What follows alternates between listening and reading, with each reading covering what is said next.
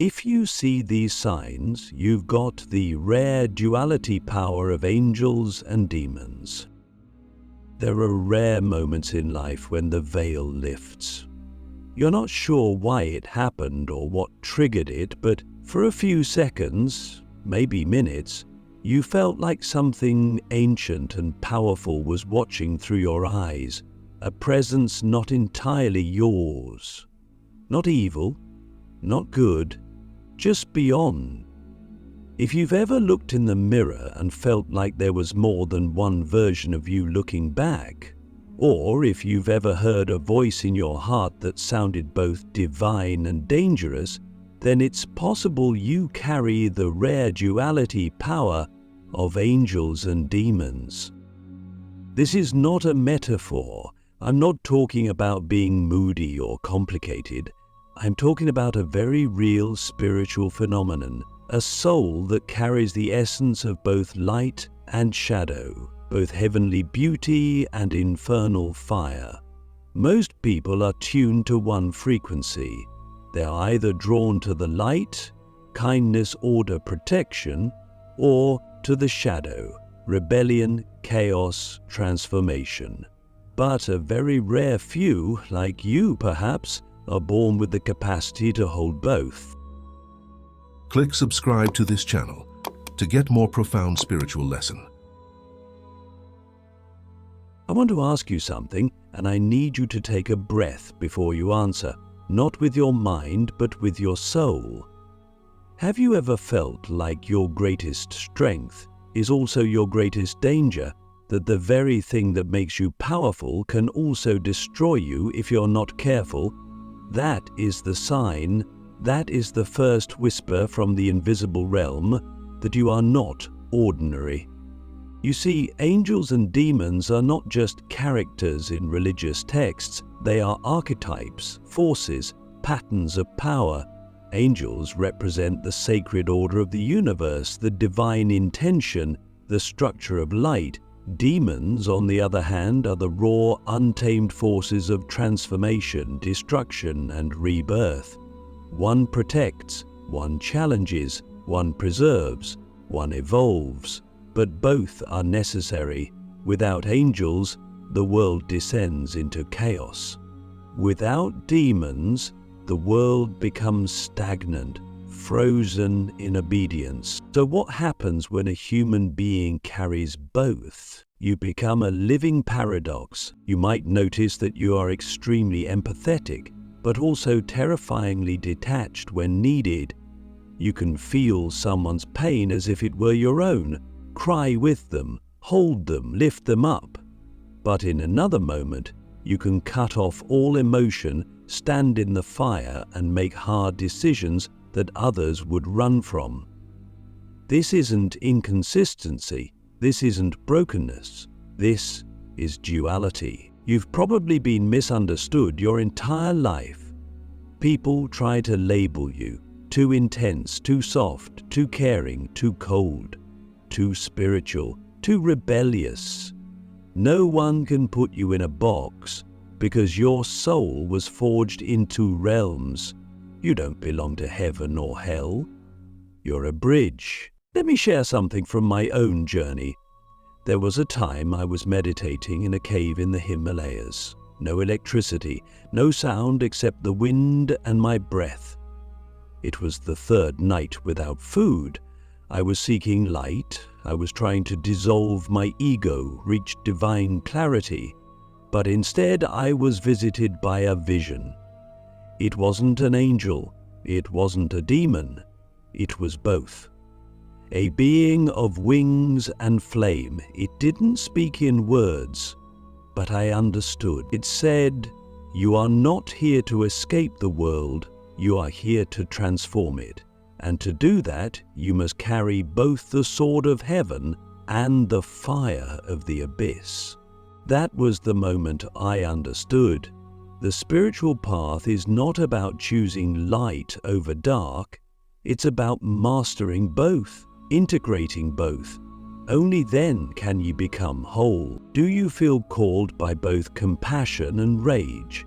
Do you want to protect the innocent but also burn the lies that enslaved them? That conflict in you is not a flaw. It's a sign, a sacred tension, a power that, if harnessed, can make you unstoppable. But here's the truth most won't tell you. Carrying this duality is not easy. It's a burden. It's a constant war inside. Sometimes the angel in you wants peace, silence, solitude, but the demon in you screams for justice, for action, for revolution. You'll feel torn. You'll question yourself. You'll wonder, am I a good person or a bad person? But that's the wrong question. The real question is, am I true to my purpose? You see, the world needs more than light right now. It needs transformation. It needs warriors who can hold compassion in one hand and chaos in the other. It needs souls who are not afraid to walk between worlds. And that might be you. Have you ever walked into a room and felt every emotion in the air like a storm? Have you ever sensed the lies people hide behind their smiles? Do you find yourself both repelled by suffering and drawn to it? Like you're meant to do something about it, to change it, not just observe it. These are signs, not just of empathy, but of spiritual duality. You're not here to be normal. You're not here to fit in. You're here to disrupt, to heal, to challenge, to awaken. But the power you carry is volatile. If you don't understand it, it can consume you. That's why so many gifted souls fall into patterns of addiction, depression, self-doubt, because no one taught them how to wield the fire and the light. But that's why this message is reaching you now. You're being called to remember who you are. I want you to try something tonight. When you're alone, turn off all distractions, sit in stillness, and ask yourself, not your mind, but your soul, what am I really here to do? What am I hiding from myself? Listen, feel, don't try to answer. Let the answer rise. And if it scares you, you're close, because true purpose always scares the ego. Here's a deeper question. If you knew you were both angel and demon, how would you live differently? Would you stop apologizing for your intensity? Would you stop dimming your fire to make others comfortable? Would you stop running from the part of you that doesn't fit the mold of good? Remember this. The divine didn't make you to be good. It made you to be whole. You are not broken. You are not too much. You are not dangerous. You are powerful. And the world is terrified of people like you because they can't control you.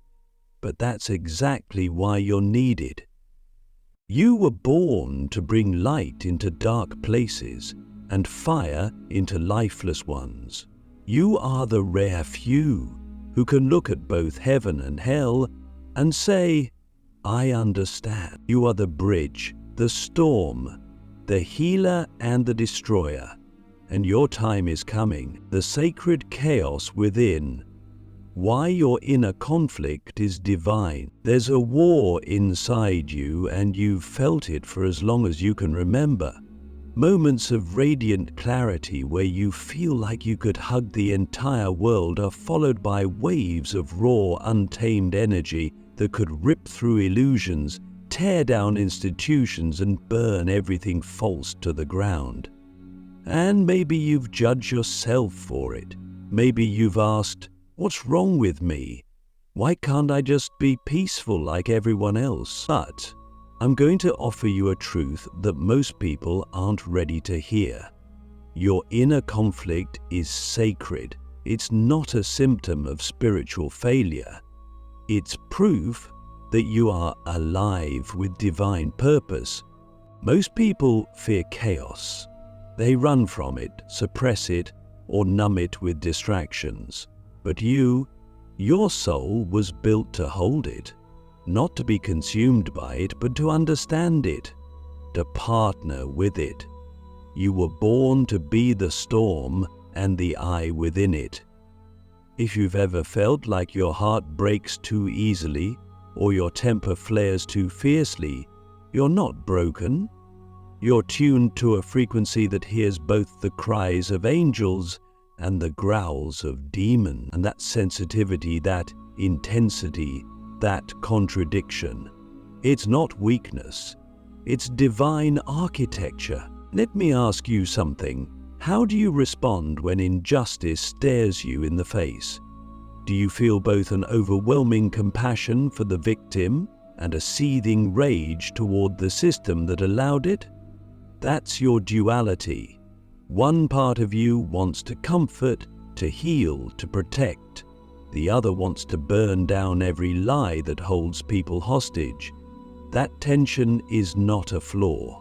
It's your compass.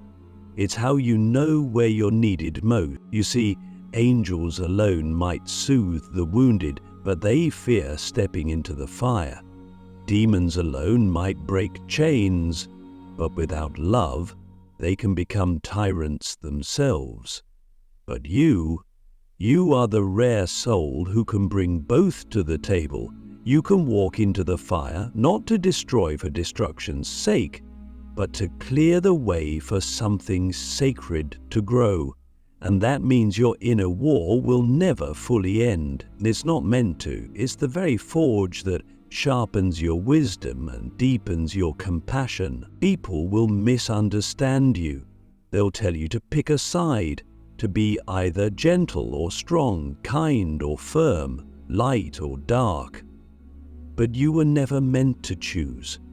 You were meant to embody, to integrate, to be the living paradox that reminds others they can be whole without being perfect. And yes, there will be days when the chaos inside feels like too much. Days when you question your sanity, your path, your worth. But on those days, remember this: the greatest spiritual warriors are not the ones who float above the world. They are the ones who dive into its mess and emerge with truth in one hand and fire in the other. So I ask you again, but deeper this time, what if your inner conflict is not the enemy? What if it's the doorway? What if the very parts of you you've been trying to silence are actually the keys to your liberation? You don't have to fix yourself, you have to face yourself with raw honesty, with compassion, with the courage to say, I am both, and I won't hide it anymore. That is when your power begins to awaken. You were never here to be peaceful all the time. You were here to be true, and sometimes truth shakes the ground. The mirror of shadows. How to use your darkness to heal the world. We've been taught to fear the darkness within us, conditioned to believe that anything not glowing with light must be suppressed, exiled, or destroyed. But what if the darkness in you isn't a curse? It's a code, a sacred language that only a few can read. If you carry the dual essence of angels and demons, then your shadows are not your enemy, they are your greatest teachers. Your deepest healing doesn't come from escaping them, it comes from facing them, learning their names, honoring their wisdom, and then using their power to heal not just yourself, but the world around you. The world is drowning in unacknowledged shadow.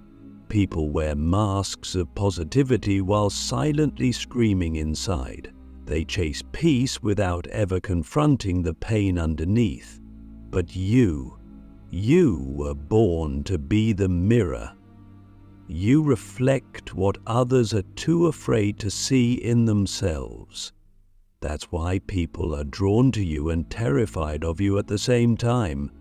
They sense something ancient in you, something raw. You make them feel seen, and that kind of truth is unnerving. Have you noticed how strangers tell you their secrets without knowing why? How people come to you in moments of breakdown, as if your presence alone can hold them together? It's not a coincidence. Your soul has been through lifetimes of both light and shadow. You've walked through fire and emerged with eyes that don't flinch. That's why your presence holds space for healing others can't even name. But here's the secret. That power didn't come from your light alone.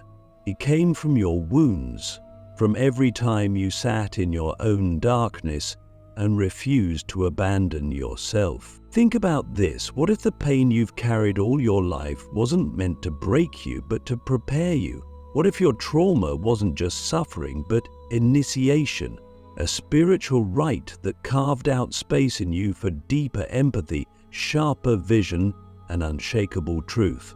The world doesn't need more false light. It needs those who've walked through hell and returned with their hearts still open. That's you. You see, the part of you that rages when you see injustice, that's sacred fire. The part of you that grieves silently for the pain of others, that's divine water. The shadow doesn't oppose the light. It reveals where the light is most needed. And because you carry both, you can enter spaces no one else can. You can speak to the broken in their native tongue because you've been there. You are there. But how do you use this darkness to heal?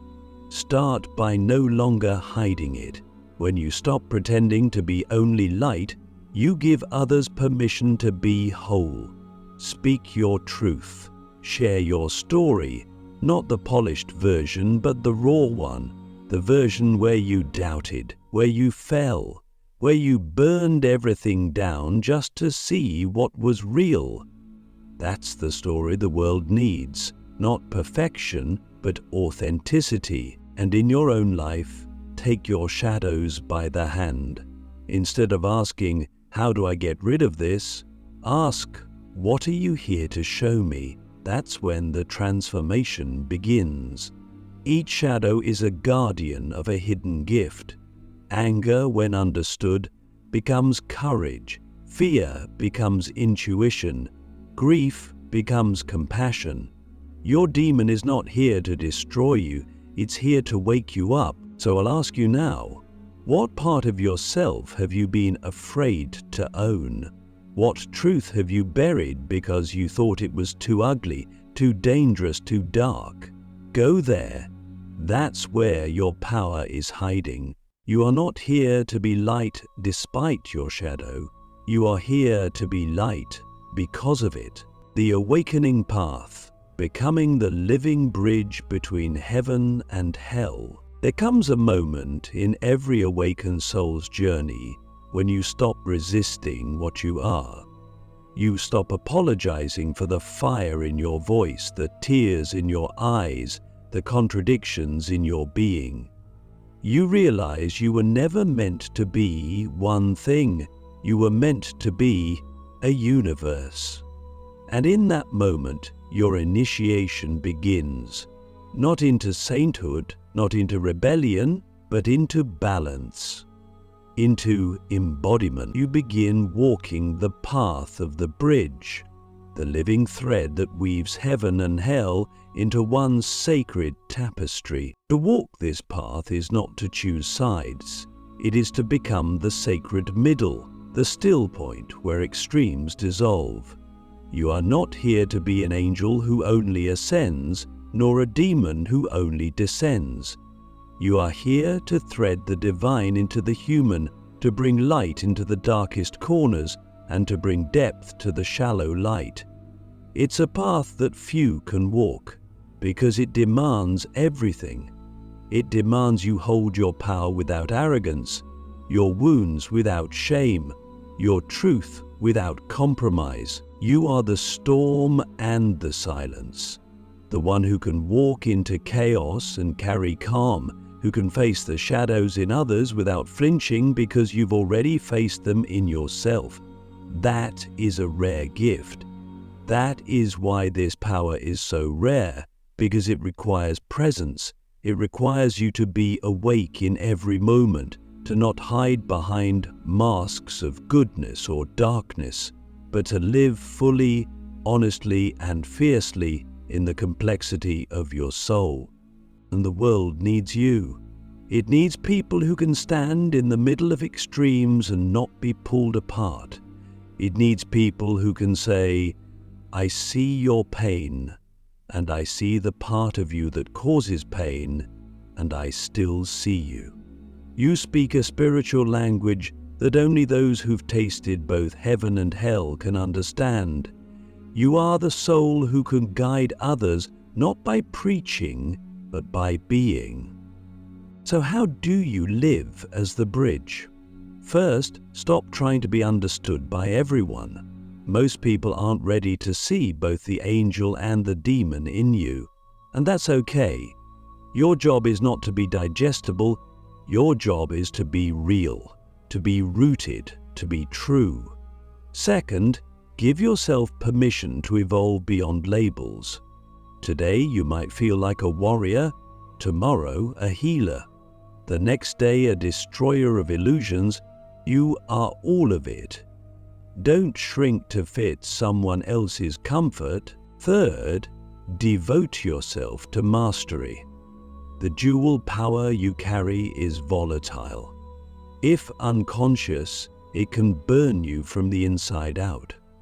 But if cultivated, refined, and honored, it becomes the force that heals systems, awakens souls, and transformed futures. Practice stillness and fire. Learn when to speak with thunder and when to whisper with stars. Let me leave you with this. The rarest power in the universe isn't light or dark, it's union. To carry both and not be torn apart, to feel everything and still choose wisdom, to be tempted by rage and still choose justice, to be seduced by ego and still choose truth. That is the path of the living bridge. And if you've seen the signs, if you felt the pull of both the divine and the infernal, then you're already walking it, step by step, flame by flame, wing by wing. You are the rare soul who was forged not in heaven or hell, but in the space between. Now, rise. The world is waiting for you.